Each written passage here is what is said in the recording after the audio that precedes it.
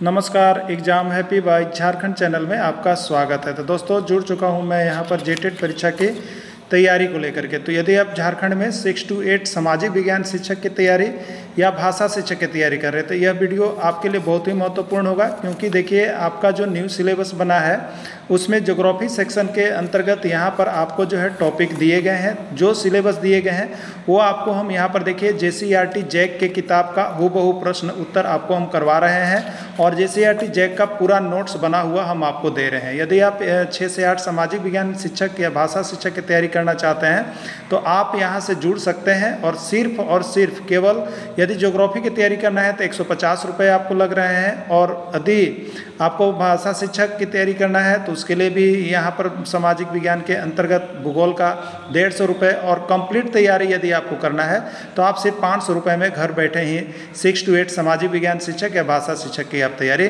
कर सकते हैं। तो आज हम लोग यहाँ पे देखेंगे आपको भूगोल के अंतर्गत जो पार्ट दिया गया है वो पार्ट का नाम है देखिए कृषि। तो कृषि से जुड़े सभी महत्वपूर्ण तथ्य और सभी यहाँ पर इंपॉर्टेंट नोट्स हम लोग यहाँ पे देखेंगे। चलिए देखते हैं कृषि से संबंधित सभी महत्वपूर्ण प्रश्न और उसके थ्योरी और वस्तुनिष्ठ प्रश्न को साथ में करेंगे हम लोग।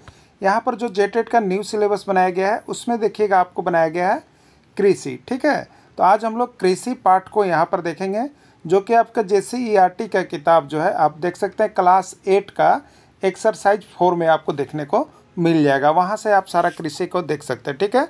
देखिए कृषि से बहुत ज़्यादा प्रश्न बन सकता है जिसकी असीम संभावना है, लेकिन आपको सबसे पहले यहाँ पर JCERT जैक का जो किताब का जितना प्रश्न बन रहा है उसको फर्स्ट सेशन में आपको कंप्लीट करना है, उसके बाद ही अदर चीज़ को देखना है। क्योंकि अभी जैक जितना भी एग्जाम लेती है वो अपने पाठ्य पुस्तक पर जितना प्रश्न बन सकता है उसी के अंदर से रहता है, इसलिए आप किसी भी और फालतू के चक्कर में नहीं पड़ें कि जिससे कि आपको पढ़ें और वहाँ से कुछ आए भी नहीं। इसलिए JCERT किताब को पढ़िए, ना तो JCERT किताब से बने नोट्स को पढ़ लीजिए, आपको यहाँ से 100% प्रश्न भिड़ेगा, ठीक है। चलिए फर्स्ट प्रश्न है, एग्रीकल्चर शब्द की उत्पत्ति हुई है, एग्रीकल्चर शब्द की उत्पत्ति हुई है रूसी भाषा, फ्रांसीसी भाषा, लैटिन भाषा या कोई नहीं, ठीक है। देखिए ये जो एग्रीकल्चर शब्द है उसकी उत्पत्ति लैटिन शब्द एगर या एग्री से हुआ है, जिसका अर्थ है मृदा, और कल्चर से या कह सकते हैं कृषि करने से जुड़ा हुआ है, ठीक है। तो एग्रीकल्चर शब्द की उत्पत्ति लैटिन भाषा से हुई है और इसका अर्थ है कृषि कार्य करने से जुड़ा हुआ शब्द है एग्रीकल्चर, यानी एग्रीकल्चर जो है आपका कृषि से जुड़ा हुआ है। चलिए अगला है, पौधों के उत्पादन से लेकर, पौधों का जब उत्पादन शुरू होता है उससे लेकर बाजार में बेचने तक कितनी प्रकार की क्रियाएं सम्मिलित होती है। मतलब कृषि के उत्पादन से लेकर के कृषि का अंतिम बेचाव तक कौन कौन सी क्रिया उसमें शामिल होती है। प्राथमिक क्रिया, द्वितीयक क्रिया, तृतीयक क्रिया या तीनों, जिसको हम लोग कहेंगे सभी, ठीक है। तो देखिए पौधों के उत्पादन से लेकर के पौधों को बाजार में बेचने तक 3 प्रकार की क्रियाएं शामिल होती है। एक को कहते हैं हम लोग प्राथमिक क्रिया, दूसरे को द्वितीयक क्रिया, तीसरे को तृतीयक क्रिया, यानी राइट आंसर इसका हो जाएगा तीनों सभी, ठीक है।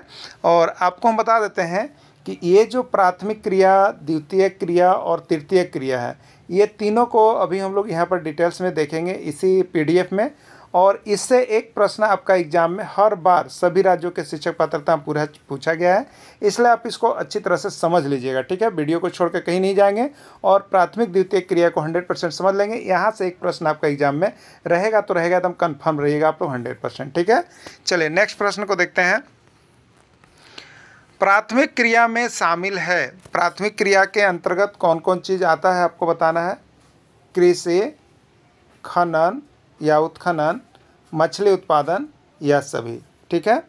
तो देखिए कृषि भी प्राथमिक क्रिया है, खनन भी प्राथमिक क्रिया है, उत्खनन भी प्राथमिक क्रिया है, मछली का उत्पादन भी प्रारंभिक क्रिया है, और ये सभी राइट आंसर इसका सभी होगा। तो देखिए प्राथमिक क्रिया होता क्या है थोड़ा सा हम लोग देख लेंगे। प्राथमिक क्रिया के अंतर्गत वैसे सभी प्राकृतिक संसाधनों का सीधा उपयोग और निष्कर्षण शामिल होता है जिसमें कृषि कार्य हो, जिसमें पशुपालन का कार्य हो, जिसमें खनन संबंधी कार्य हो, जिसमें खनन को निकालने संबंधी कार्य हो, मछली उत्पादन का कार्य हो, फलों का उत्पादन हो, सब्जियों का उत्पादन हो, मतलब वे सभी क्रियाएं जो सीधे प्राकृतिक रूप से प्रथम बार उत्पादन होता है। ठीक है, जैसे आप कहिएगा यहाँ पे गेहूँ, ठीक है, तो गेहूँ के लिए आप क्या करते हैं, तो अपने खेतों में गेहूं का बीज डालते हैं जिससे गेहूं का उत्पादन होता है। तो ये प्राकृतिक प्रदत्त है, गेहूं का उत्पादन प्रकृति द्वारा, जिसमें हवा, जल, नमी, मिट्टी, खनिज और सूर्य का प्रकाश, ये सभी प्राकृतिक रूप से मिल रहा है। तो गेहूं का उत्पादन जो है ये प्राथमिक क्रिया में चला जाएगा। ठीक है, अब यहाँ पर आप कहिएगा फल, फल का उत्पादन, तो फल में आप कुछ नहीं करते हैं, फल का पेड़ लगा दिया आपने, ये फल स्वतः फलते हैं प्राकृतिक संसाधनों के द्वारा, यानी सूर्य का प्रकाश, पानी के द्वारा फलते हैं। तो इसलिए ये जो है प्राकृतिक उत्पादन है। ठीक है, तो ये सभी प्राथमिक क्रिया में चले जाएंगे, यानी जिसको प्रथम बार आप उपजाते हैं वे सभी प्राथमिक क्रिया है। जैसे अंगूर, ठीक है, अंगूर का फल, तो ये अंगूर जो है अभी प्राथमिक क्रिया है। अगर आप कहेंगे गेहूँ, तो ये गेहूँ जो है ये प्राथमिक क्रिया है। अगर आप कहते हैं सेव, तो सेव का फल जो है ये प्राथमिक क्रिया है।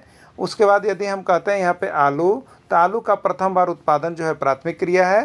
तो ये सभी प्राथमिक क्रिया के अंतर्गत आता है, जिसका पर्यावरण से सीधा संबंध होता है, जिसका हम लोग प्रथम बार उत्पादन करते हैं। ठीक है, तो आप सभी समझ गए होंगे प्राथमिक क्रिया। चलिए, प्राथमिक क्रिया में शामिल है, प्राथमिक क्रिया में शामिल है कोयला का निष्कर्षण। तो देखिए, ये कोयला जो क्या है प्राकृतिक प्रदत्त चीज़ है, इसको जो हम लोग निकालेंगे तो ये आपको कोयला ये प्राथमिक क्रिया में होगा। गेहूं का उत्पादन जो पहला बार ये प्राकृतिक क्रिया से जुड़ा हुआ है, गेहूं प्रकृति प्रदत्त है, इसलिए ये प्राथमिक क्रिया में जाएगा। मछली का उत्पादन ये भी प्रकृति से जुड़ा हुआ है, इसलिए ये भी प्राथमिक क्रिया में जाएगा, यानी राइट आंसर इसका डी सभी होगा। यानी वैसी सभी चीज़ें जो प्रकृति से प्रदत्त हो और प्रथम बार निकल रहे हो, तो उसको हम लोग प्राथमिक क्रिया में शामिल करेंगे। द्वितीयक क्रिया में शामिल है, द्वितीयक क्रिया में शामिल है आटा, मछली का तेल, आम का अचार, डी सभी, तो राइट आंसर का डी होगा। ठीक है, देखिए अब हम लोग यहाँ पर जान लेंगे कि द्वितीयक क्रिया क्या होता है। प्राथमिक क्रिया तो प्रथम बार जो पृथ्वी या प्रकृति द्वारा हमको मिलता है वो प्राथमिक क्रिया होता है। ठीक है, अब देखिए द्वितीयक क्रिया में क्या होता है, तो प्राथमिक क्रिया से प्राप्त वे सभी प्राकृतिक पदार्थ, प्राथमिक क्रिया से आपको क्या मिला है, गेहूं मिला है। प्राकृतिक क्रिया से आपको क्या मिला है, तो यहाँ पे आपको यहाँ आम मिला है, आम मिला है आपको। ठीक है, सेव मिला है आपको, मछली का उत्पादन किए हैं आप। ठीक है, और यहाँ पे क्या किए हैं, उत्पादन किए हैं। ठीक है, ये सभी प्राथमिक क्रिया से मिला है। अब देखिए, ये प्राथमिक क्रिया को प्रसंस्कृत करके या मशीन की सहायता से उसको अन्य रूप में रूपांतरित करके जो भी आप मटेरियल तैयार करते हैं वो द्वितीय क्रिया कहलाता है। ठीक है, तो गेहूं को हम लोग एक प्रक्रिया के तहत उसको मशीन के द्वारा पीस करके आटा का निर्माण करते हैं। ठीक है, तो ये आटा जो होगा ये द्वितीय क्रिया होगा। ठीक है, आम है, अब आम आपको पेड़ से मिला तो ये प्राकृतिक चीज़ है, लेकिन आम को सुखा करके आपने इसको क्या बनाया, तो इसको चटनी बना लिया। ठीक है, इसको खटाई बना लिया, इसको जो है आम का अचार बना लिया। तो ये प्राथमिक क्रिया के बाद दूसरा बार ये काम किया गया है, इसलिए यह द्वितीय क्रिया है। ठीक है, अब देखते हैं मछली है। ठीक है, तो मछली आपने तालाब या पोखर या नदी से मार के लाया, तो ये मछली अभी प्राथमिक क्रिया से आपको मिला, लेकिन अब इसको आप सुखा करके इसका तेल बना लेते हैं। ठीक है, इसको सुखा करके लंबे समय तक परीक्षित करके रख लेते हैं, जिससे अचार भी बना लेते हैं। तो ये सभी जो नए चीज़ें प्राथमिक क्रिया के बाद दोबारा मशीनीकरण विधि द्वारा प्रसंस्कृत करके आप निकालते हैं, वो सभी द्वितीय क्रिया में शामिल होता है। इसलिए आटा जो है द्वितीय क्रिया है, चावल जो है द्वितीय क्रिया है, दाल जो है द्वितीय क्रिया है। उसी तरह से यहाँ पे कोयला का उत्पादन करके तार उसका तेल बनाते हैं, वो द्वितीय क्रिया है। पेट्रोल जो है पृथ्वी के अंदर से बाहर निकाल करके उसको प्रस्कृत करना द्वितीय क्रिया है। तो ये सभी द्वितीय क्रिया के अंतर्गत शामिल होते हैं, जो कि प्राथमिक क्रिया में होते हैं, प्राथमिक क्रिया से हमें प्राप्त होते हैं, और उसका मशीनीकरण की सहायता से कुछ अन्य चीज़ों में हम रूपांतरित करके बनाते हैं, उद्योग के उपयोग में लाते हैं, तो द्वितीय क्रिया में चला जाता है। जैसे सेव हमने यहाँ पर प्राथमिक क्रिया है, लेकिन सेव का यहाँ पे आपने जूस तैयार कर लिया, जूस, तो ये सेव का जूस जो कहलाएगा वो द्वितीय क्रिया कहलाएगा। ठीक है, अगर सेव का आपने सिरका बना लिया, तो वो द्वितीयक क्रिया में चला गया और सेव प्राथमिक क्रिया में है। तो अब प्राथमिक क्रिया द्वितीयक क्रिया शायद आप लोग समझ गए होंगे। तो देखिए यहाँ पर उदाहरण है, जैसे गेहूं से आटा बनाना, ये द्वितीयक क्रिया है। आम का अचार बनाना द्वितीयक क्रिया है। मछली का तेल बनाना द्वितीयक क्रिया है। सेव का सिरका तैयार करना द्वितीयक क्रिया है। आलू का चिप्स बना लेना द्वितीयक क्रिया है। बॉक्साइट से एल्युमिनियम का बनाना ये द्वितीयक क्रिया है। हेमाटाइट और मैग्नेटाइट से लोहा का निर्माण करना द्वितीयक क्रिया है। जड़ी बूटी पेड़ पौधों से जो यहाँ पर प्राप्त होता है उसे जड़ी बूटी का चूर्ण बना के बेचना ये द्वितीयक क्रिया है। दवा जो है यह द्वितीयक क्रिया है। ठीक है, तो ये सभी जो है द्वितीयक क्रिया के अंतर्गत आते हैं। अब आपका प्रश्न है कि तृतीयक क्रिया में कौन शामिल होंगे। तृतीयक क्रिया जो थर्ड स्टेज है उसमें कौन शामिल होता है। यातायात का साधन, व्यापार का साधन, बैंकिंग का साधन या सभी। तो तृतीयक क्रिया में कौन शामिल होगा। देखिए आइए देखते हैं, यहाँ पर राइट आंसर का डी है। देखिए प्राथमिक और द्वितीयक क्रिया क्षेत्र को जो सहयोग प्रदान कर बेचने में सहायता प्रदान करते हैं वो तृतीयक क्रिया के अंतर्गत आते हैं। ठीक है, प्राथमिक क्रिया के अंतर्गत हमको गेहूं मिला और गेहूं से हम क्या बनाए, आटा। ठीक है, अब ये आटा सिर्फ आप घरों तक रखिएगा तो ये जो है आपको व्यापार नहीं चल पाएगा। तो अब इसमें तृतीयक क्रिया शामिल होते हैं। जैसे आपको आवागमन का साधन में है तो आप क्या किए कि यहाँ पर भारत से आटा का निर्यात हमने अमेरिका में कर दिया, तो ये क्या हुआ, व्यापार हुआ। ठीक है, ये आटा, तो ये यहाँ पर जो हो गया, आपको हमने गेहूं से आटा बनाया और आटा को बाज़ार में ले जाने के लिए क्या हुआ, सड़क, ठीक है, और गाड़ी का साधन। ये बाज़ार तक पहुंचाने में प्राथमिक और द्वितीयक क्रिया को सहयोग या प्रदान करती है, जिसको हम लोग तृतीयक क्रिया कहते हैं। ठीक है, यानी यातायात का साधन जो है वो तृतीयक क्रिया में शामिल होगा।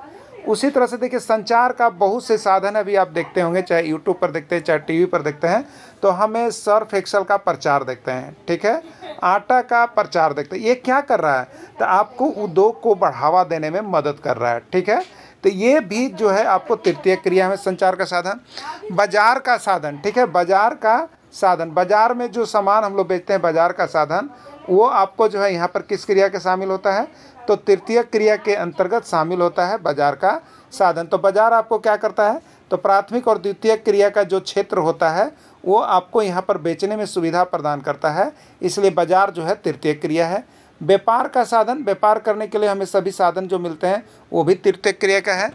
बैंक आपको क्या करता है, तो बैंक जो होता है यहाँ पर आपके लिए क्या करता है, लोन देता है कृषि कार्य के लिए, साधन के लिए, तो वो भी आपको क्या कर रहा है, सहयोग कर रहा है। प्राथमिक और द्वितीयक क्रिया के क्षेत्र में बैंक सहयोग करता है, इसलिए बैंक तृतीयक क्रिया में शामिल होगा। ठीक है, बीमा का साधन, तो आजकल फसल जो होते हैं वो क्या करते हैं, बीमा आपको सहयोग करते हैं कि अगर फसल अच्छा नहीं हुआ तो आपका जो पूंजी है वो वापस हो जाता है।